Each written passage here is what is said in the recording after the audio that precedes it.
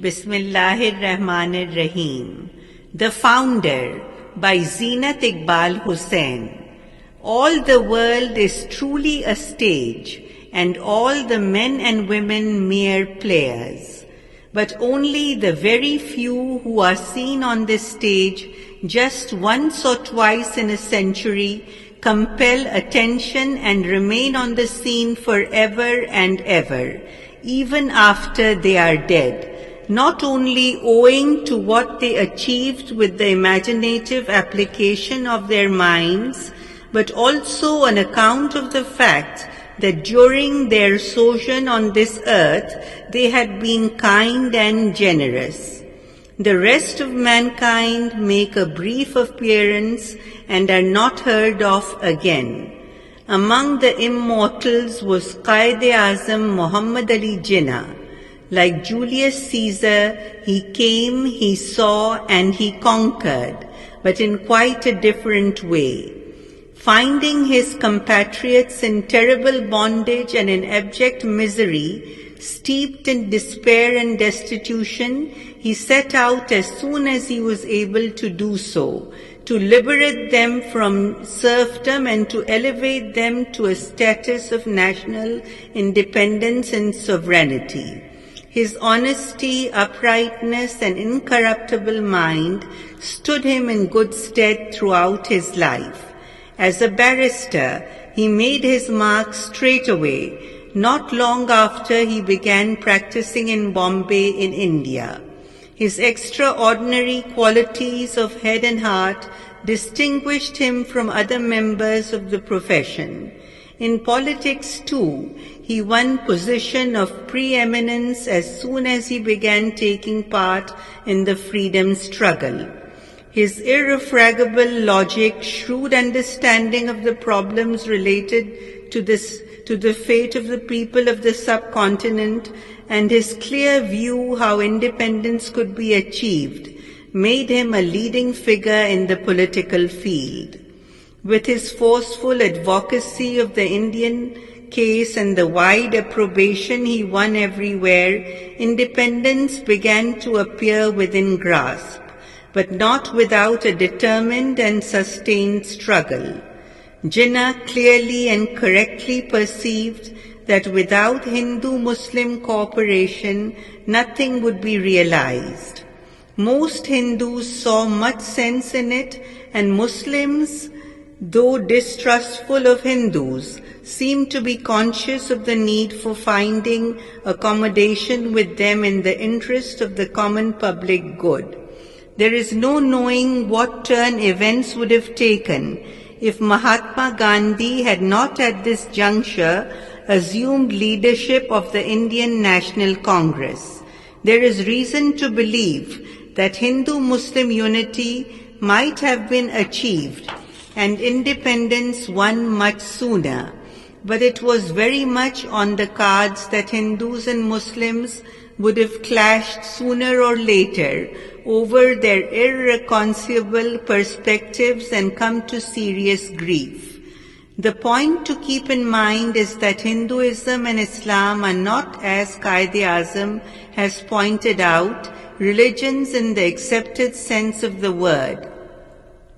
The outlook of the two peoples differs so sharply as to have made it impossible for them to plan any viable common future. In a way, Gandhi rendered the Muslims a great service by insisting upon, as it were, permanent Hindu majority rule in the subcontinent without adequate safeguards for millions of Muslims in minority. Assiduous efforts made by Jinnah to persuade Gandhi and other die-hard Hindus to resile from their uncompromising stand proved ineffectual. Gandhi is credited with being very astute, but the way he influenced Indian politics, discerning minds believe, belies this claim. Patently, he couldn't see that his obduracy was likely to motivate Muslims to withdraw their support from the common struggle for Indian independence. Disillusioned and exasperated with the attitude of Hindus, Jinnah eventually determined to wage a relentless struggle to set up a homeland for Muslims in the subcontinent. According to Miss Fatima Jinnah, the 7 years before the establishment of Pakistan were the stormiest in his life. He worked for inordinately long hours, late into the night, day in, day out. Though frail and unwell, he strained every nerve to prepare feasible plans and seek ways of implementing them. The effort cost him his life. Providentially, after the setting up of the then largest Muslim state in the world. His sister tells us that as they drove through cheering crowds on the streets of Karachi to Governor General's house to be sworn in as Governor General of Pakistan, even in his hour of triumph, the Quaid was gravely ill. Jinnah's achievement was incredible. He succeeded in putting a new state on the map of the world in the teeth of Hindu and British opposition. But he himself was not to live long. His illness got him down. Reports of the harrowing massacres, rapes, arson and looting of Muslims in India following partition of the subcontinent aggravated his condition. Fatima Jinnah says, "He began his days discussing these mass killings with me at breakfast, and his handkerchief furtively often went to his moist eyes. I pretended not to notice. The question of constitution making began to tax his mind soon after Pakistan came into existence. Priority had, of course, to be given to the rehabilitation task. In the first instance, relief to the starving, clothless and shelterless millions of refugees had to be provided. In quick succession, he twice visited Lahore to inspect for himself relief work at the refugee camps. What he saw smote him in the heart. The rehabilitation work was overwhelming.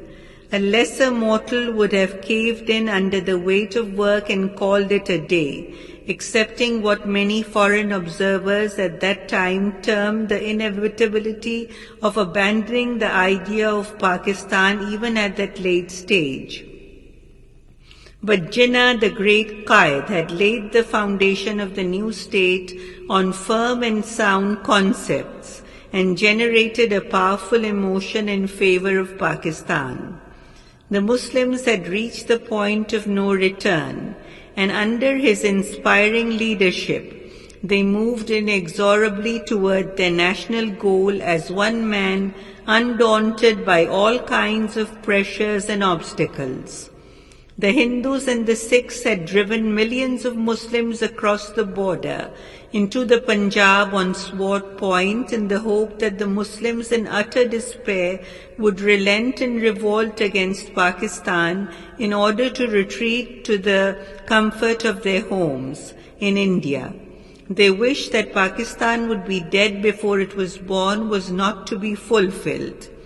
The burden of the work he undertook to put Pakistan on an even keel told cruelly upon the health of the Quaid. He was removed to Ziyarat, a quiet hill resort in Balochistan, for cure and convalescence. But Providence had decreed otherwise. He did not respond to the treatment and was brought back to Karachi, where the ambulance in which he was being driven from the air base back to his house developed some defect. The Quaid breathed his last while arrangements were being effected to find another means of conveyance. Thus ended the life of a unique leader of man, who, imbued with the desire to provide the Muslims of India with a radiator, staked his all to liberate them from suppressive imperial rule and from the humiliation of eternally remaining a minority, deprived of self-rule and self-respect. The hallmark of Jinnah's genius was that he could clearly discern what course history would take. Thank you.